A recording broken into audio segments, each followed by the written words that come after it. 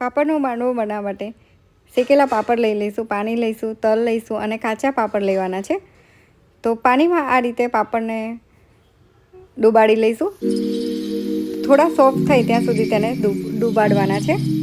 તો ઓરિજિનલ રીતે પાપડનો માંડવો અડદના લોટમાંથી લોટ બાંધીને અને તાજા લોટમાંથી લુવા કરીને બનાવવામાં આવતો હોય છે. પણ આપણે ઇન્સ્ટન્ટ બનાવવો હોય તો આ રીતે ફટાફટ તેને બનાવીને ખાઈ શકીએ છીએ. તો પાપડને આ રીતે બહાર કાઢી લઈશું.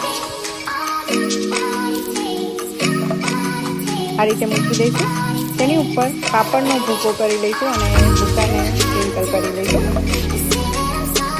તેની ઉપર થોડા તલ સ્પ્રિંકલ કરીશું અને સિંગ તેલ સ્પ્રિંકલ કરી લઈશું.